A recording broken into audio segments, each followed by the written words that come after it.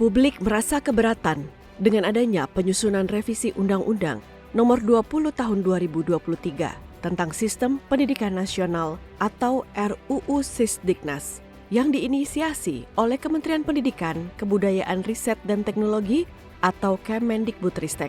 Sebab dalam proses revisinya, publik hanya dijadikan mitra konsultasi dan tidak dilibatkan sebagai panitia kerja nasional.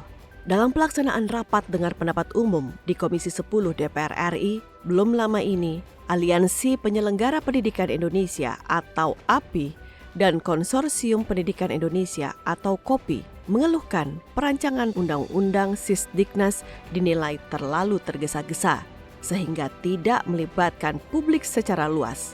Menanggapi hal tersebut, menurut Ketua Komisi 10 DPR RI Saiful Huda, Kemendikbudristek perlu merespon usulan tersebut karena keterlibatan publik sangat diperlukan untuk menyempurnakan rancangan Undang-Undang Sisdiknas.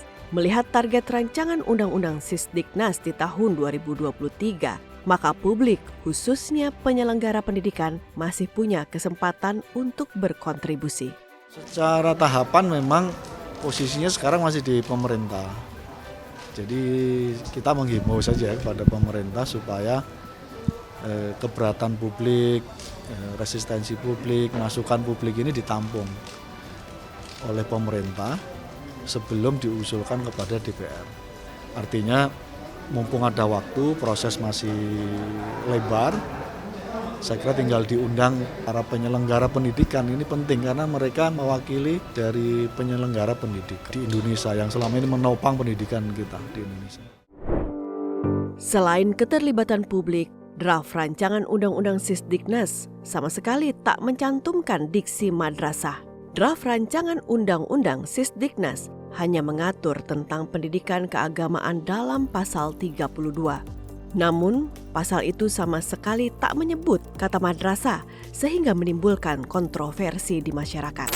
Madrasah sendiri telah disebutkan dalam bentuk pendidikan dasar, menengah, dan atas dalam Undang-Undang Sisdiknas tahun 2003 di pasal 17 ayat 2. Pasal tersebut berbunyi, pendidikan dasar berbentuk sekolah dasar dan madrasah ibtidaiyah, serta sekolah menengah pertama dan madrasah sanawiyah.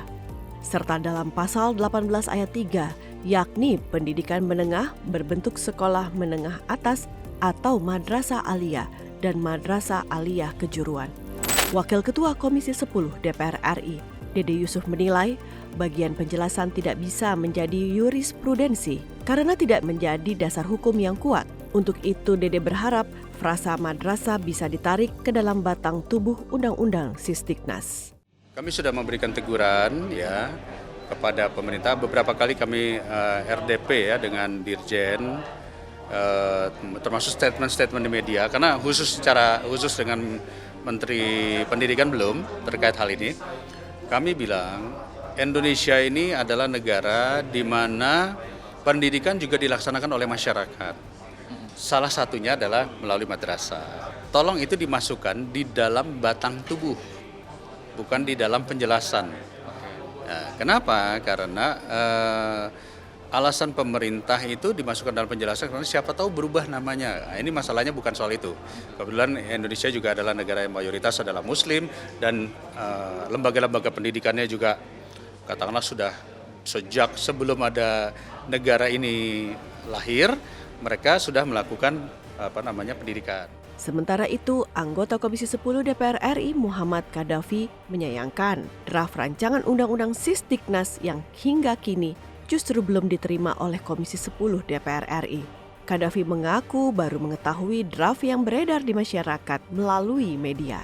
Sampai hari ini Komisi 10 belum sama sekali menerima draft RUU Sisdiknas. Jadi kita juga nggak paham sama sekali isi dari Undang-Undang Sisdiknas itu yang dirubah apa, yang terbarukan apa. Setahu saya Komisi 10 telah mempersiapkan waktu untuk mengundang Mas Menteri menanyakan berkenaan dengan RUU Sisdiknas ini.